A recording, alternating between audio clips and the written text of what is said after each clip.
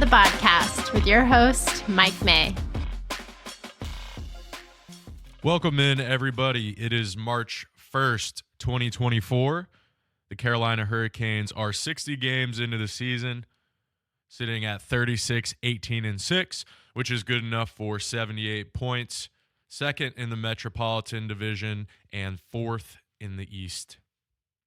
There's a lot going on between now and next Friday, so we're going to quickly review the previous games and just talk about it from a weekly standpoint as opposed to a game-to-game basis. And then we're going to get into the meat and potatoes of the episode, which is discussing what we should expect between now and next week's trade deadline, what's already started to happen, what pieces are at play, so that we can get a better idea of what makes sense. So quickly, previous games last week, we had 4 games, starting with a back-to-back versus Dallas at home, lose 2-1.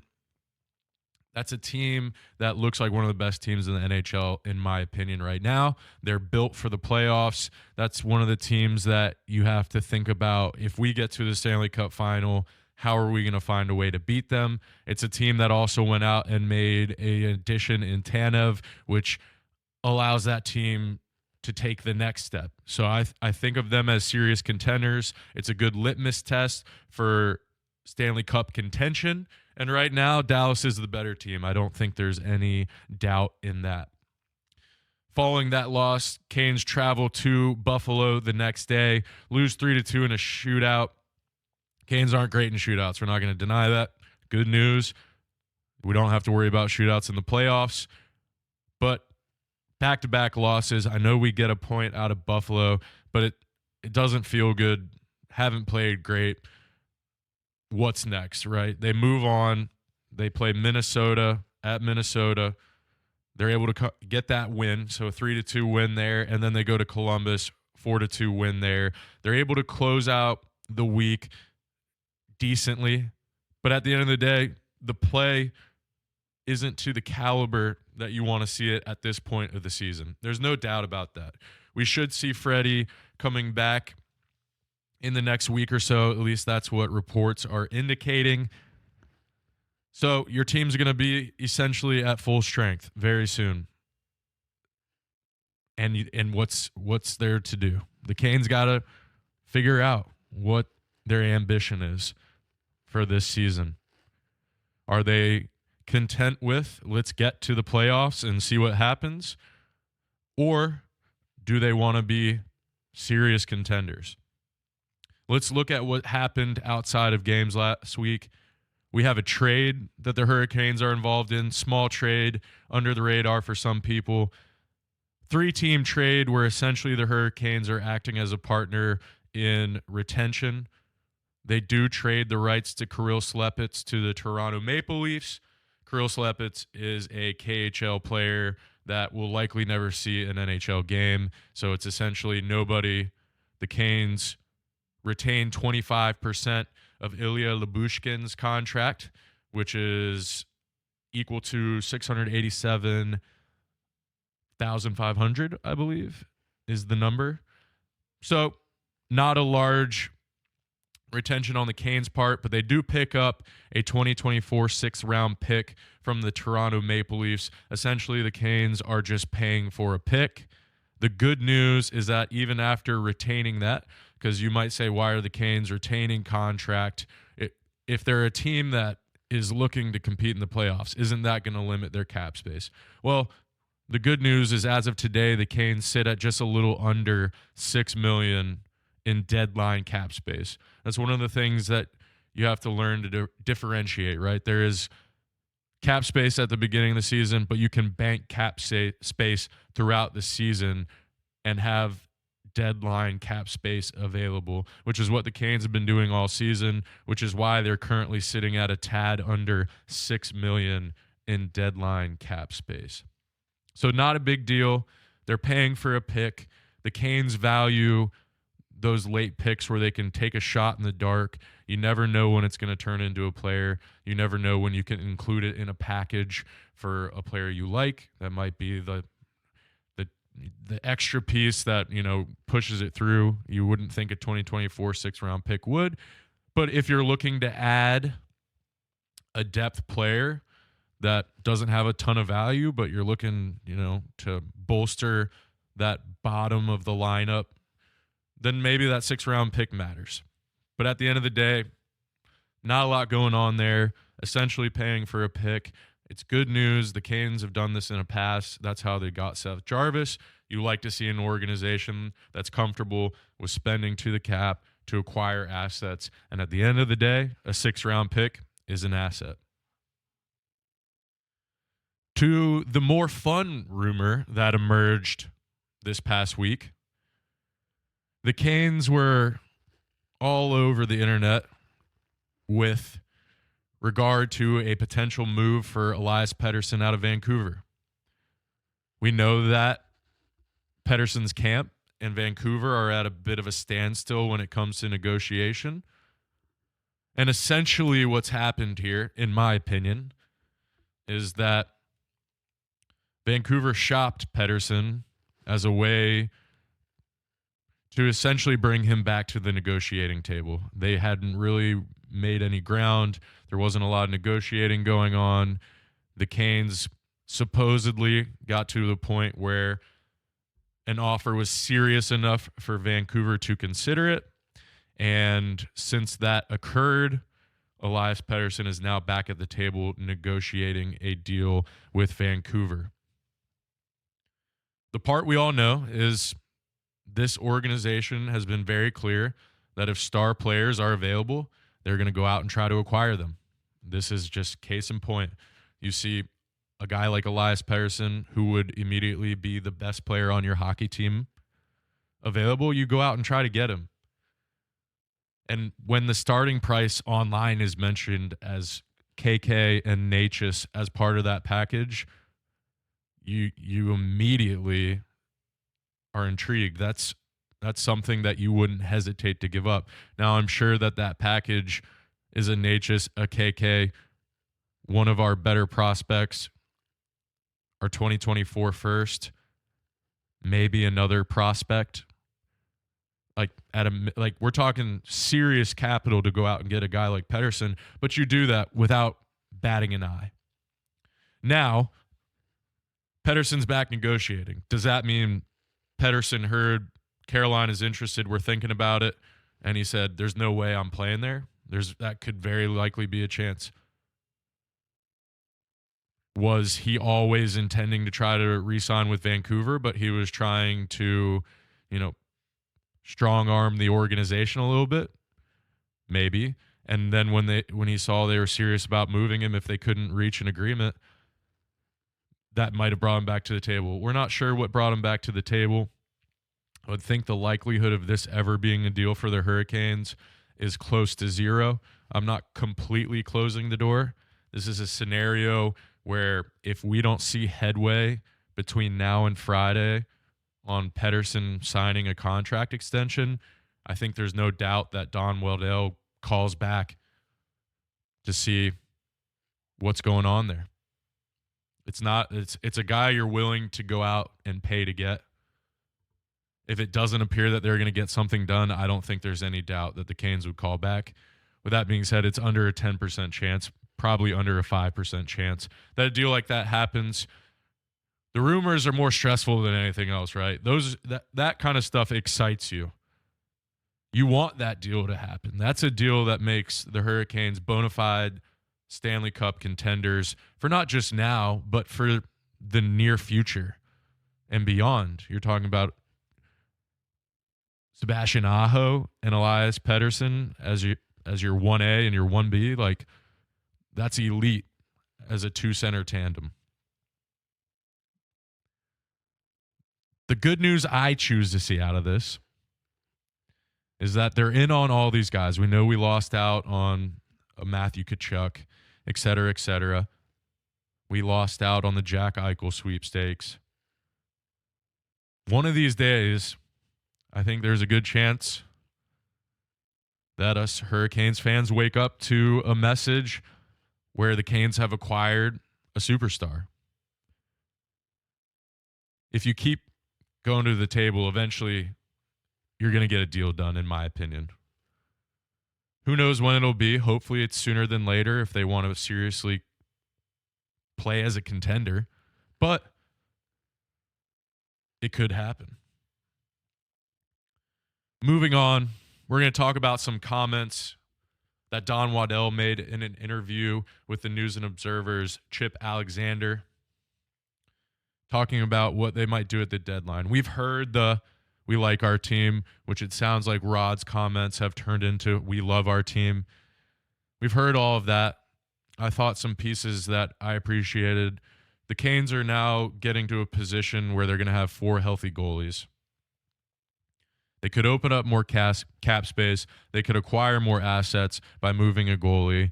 But according to Don Waddell, we're not giving anybody away regarding goaltending. They're not giving anybody away, which is what you expect. They're not going to move a goalie just to get a goalie off the books. If they can move somebody, get an asset back, I think they're open to the idea. It will clear some cap space. It will also give them another asset to potentially deal down the road. The second piece, which if you follow the Canes long enough, and if you've been listening to this podcast long enough, shouldn't be surprising, but he said we're not the type of team that's going to give up a first-round pick for rental. We know that. We've seen that historically. And, you know, I'm not sure that I have a problem with it. In fact, I don't have a problem with it. I agree with the philosophy. I believe giving up serious assets for short term, being one playoff run, essentially anywhere from 27 to 30 something games. Usually those moves don't move the needle and don't result in championships. They can occasionally be the difference makers, but a lot of times you're spending a pretty serious asset and getting nothing in return. A lot of times. There's no doubt about that. So when we look at the Hurricanes, when you look at how can we make serious additions to this lineup, you have to eliminate any rental player that has a value similar to a first-round pick, specifically a first-round pick. You have to take off a guy like Henrique. The two-center market has already proven with Lindholm and Monahan to be quite expensive. I think you're starting at a first-round pick plus. Canes aren't doing that, so that's off the table. We talked about the Canes adding goaltending quite a bit. Don't think that's happening. In fact, I would say I'm fairly positive that's not happening. If Freddie's healthy, Kachekhov's been playing well, you've got Spencer Martin playing well.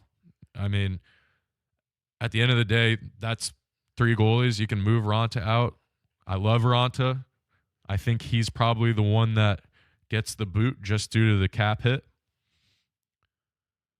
So you're not going after a Markstrom, a UC Saros, anybody along those lines, because frankly, you don't need it. It's what we've begun to speculate over the last couple weeks as the return of Freddie has become more realistic and more imminent. And I agree with the move. You've got goaltenders that have played well in the playoffs. You're better off adding through the lineup, in my opinion. We've seen Lindholm get moved, as we already mentioned. Tanev gets moved. These are all guys that we looked at earlier. The pieces of the puzzle are starting to fall in place. So who do the Canes target? Well, it's tough because, number one, you got to figure out who's going to be selling. We have a pretty good picture of the bottom. But when you look at the East, there's teams like Pittsburgh, Washington, the New York Islanders, where you don't know if they're going to sell or not.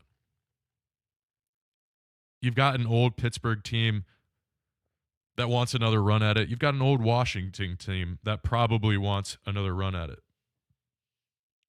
The Islanders have always been that brink team for a while where they're, scratching and clawing a lot of years, it seems like. Do any of them decide, hey, this doesn't make sense for us, we should sell? I don't necessarily see it happening. In fact, some of them might add to try to double down on their roster. So we're not going to look at players from any of those spots. Instead, we're going to look at some big moves. We're going to eliminate rentals, nobody that's on a UFA contract. And we're going to think about what could the Canes go and surprise us with. Now, granted, we're going to talk big first. The big names, they have to be available. And the price is going to be very high. But the number one guy I'm going to start with, and now these aren't in any specific order. We're just going to kind of bang through them one by one. I think you go look at a Pavel Buchnevich out in St. Louis. Signed through 24-25, $5.8 million. Immediately brings you some goal-scoring touch. Would help the lineup all around. I think there's no doubt his name has been thrown around for quite some time. It makes sense as a target. It's not long-term. We're talking about just through next season.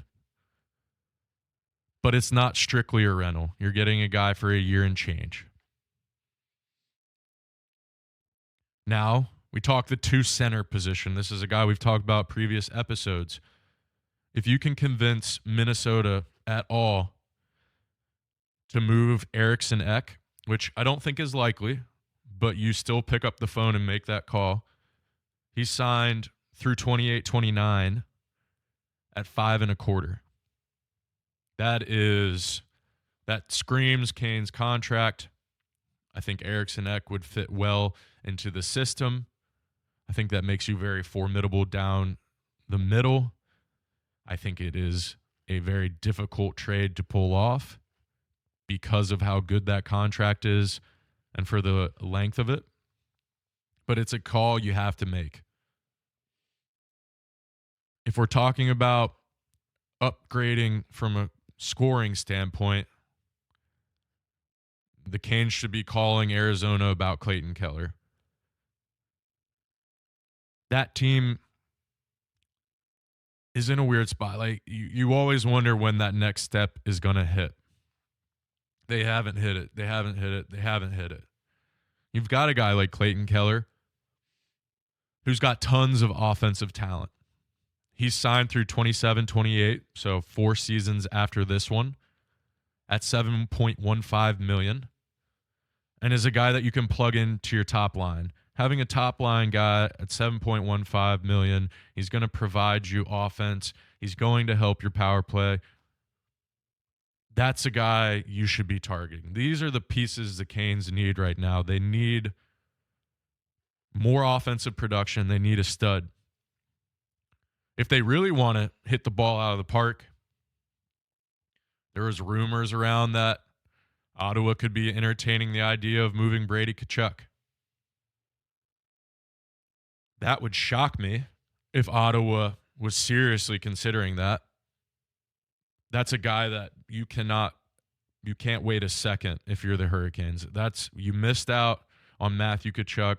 If Brady Tkachuk is available, he's signed through 27-28 as well. So you've got this season plus the following 4. He's at a little north of $8.2 million through that time frame. You could play him as a 2C. He's a decent face-off guy. You could throw him up on the wing if you needed to. He's going to get you goals. He's going to bring a physical element. He's gritty. He matches the Rod Brind'Amour philosophy perfectly in my mind. He's a game changer. He's going to be probably the most expensive player we discuss on this list. But it's the type of player that the Canes, in my opinion, need to add. It's a guy that would, for this season and the following 4, you're immediately should be in Stanley Cup contention range. He's had some experience as a leader as well. So he'll get to step into an organization that has a strong leadership culture, a strong personality head coach. He's going to fit in and be able to develop in that system. I think his ceiling is super high, and it's just a player I'm really high on. And I think if you can have a Kachuk, I think every team in the NHL would take him. Maybe a bit of a pipe dream, but it's a phone call you have to make, in my opinion. Another bigger move, if you're looking to add scoring, out of Ottawa is Drake Batherson, in my opinion. Signed at a little under $5 million, $4.975 million through 26-27. So this season and the following three. He's a guy with natural scoring touch. Not as good of a fit as Brady would be, but a guy that at the end of the day, the Canes need more scoring touch, and Drake Batherson will certainly bring that. It's another guy to kick the tires on. Those are the 5 names that I would be testing the water on if I was Don Waddell. If you can bring in one of those guys, you can only realistically bring in one. There's no way you're bringing in multiple names. It's too much assets to give up. But if you can bring in one of them, it's one of the best moves the Canes would ever make. Without me seeing the trade details, it is one of the best moves the Canes could make. We're going to get into the middle section where I think the Canes could make some really good depth moves. I don't think these guys are as big of game changers or lineup changers as the previous guys. But there's another 5 guys I think the Canes could target. We've heard the discourse out of Columbus that Boone Jenner is Mr. Blue Jacket. It's going to be really hard to pry him out of Columbus. He likes it there. The organization likes him being there. But he's signed for less than $4 million, $3.75 million through 25-26. So this season and the next 2. It's a guy that will step into your lineup, can be a solid 2C. He's not going to provide as much offense as you might like, but he's going to make your team better. There's no doubt about that. And he's going to do it on a deal that's cap friendly, which we know the Hurricanes love. So I'm sure that's a call that the Hurricanes have already made. Moving on to a winger who's having the best offensive season of his career out in Anaheim, Frank Vatrano. We've talked about him multiple times now. He signed at $3.65 million through 24-25. So you get him for this season and next. He's having a lights-out season. He provides scoring. I've always liked him and thought he would be a good fit. He's not afraid to get to the tough areas on the ice. He plays chippy. I think he would fit in well to the system, and the scoring touch has really been on this year. And for, a team that has aspirations of competing in a cup, I think he could be a realistic add for this season and next season.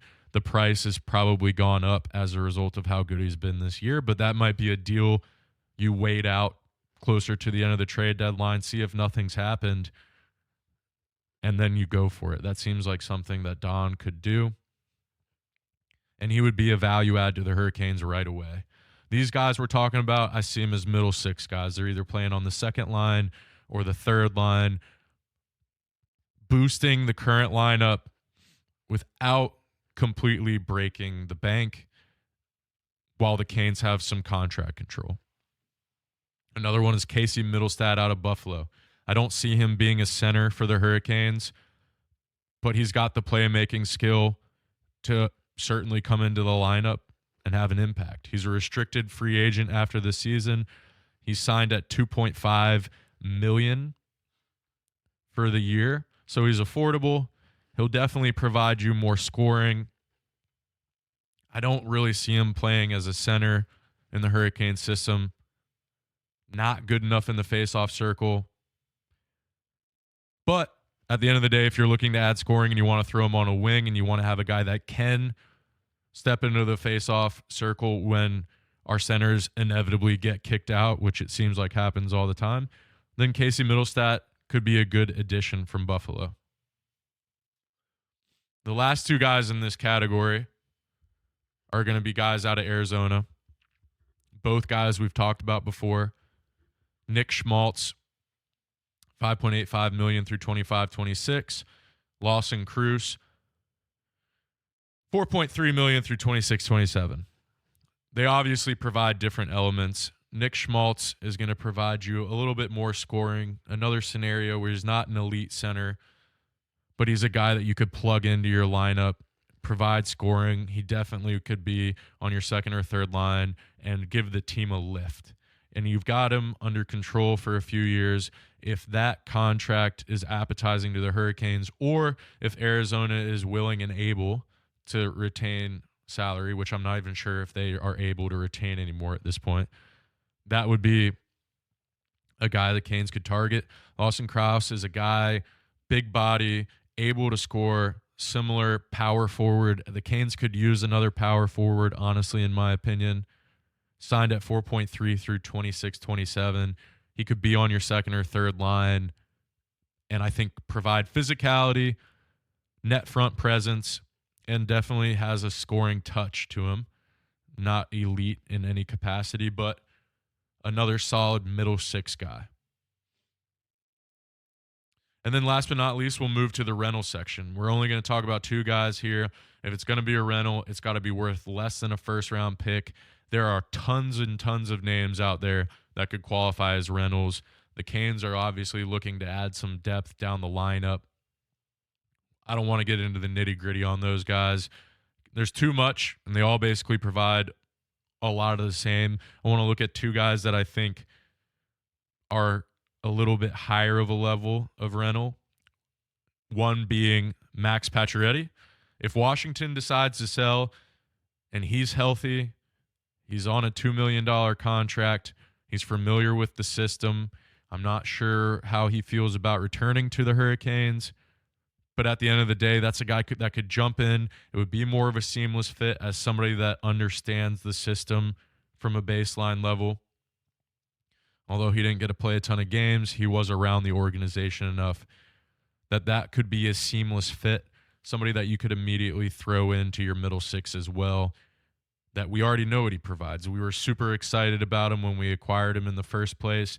It didn't work out due to unfortunate injury, but that's a guy that can provide you jump. That's a rental I could see the Hurricanes going after.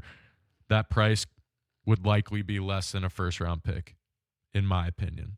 Another guy, Anthony Duclair. We've seen him do it in the playoffs. Definitely has the ability to jump into a lineup and be a middle six difference maker. He's a UFA, $3 million contract. I could see that being a guy the Canes target. The price, again, should be fairly reasonable. Hasn't had electric season. He's had injury problems. That would strictly be a rental, and it would be a guy that I wouldn't see the Canes re-signing when it's all said and done.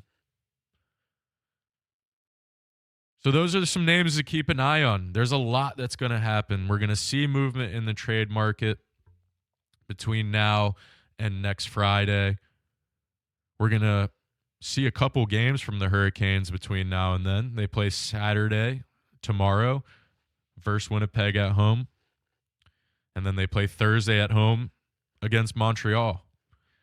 Right after that, we've got the trade deadline on Friday the 8th at 3 p.m. Eastern Time, just in time for our Friday episode. So hopefully we're having a very entertaining, exciting conversation next week. Don't get too excited because you know how the Canes operate. But maybe, just maybe, the Canes will decide it's time to make a bigger move. If there's a guy out there that's available, one of the guys I mentioned, or even somebody that we've overlooked, maybe the Canes pull the trigger. We will find out. Tune in next Friday to see that the Canes likely did nothing. Take care.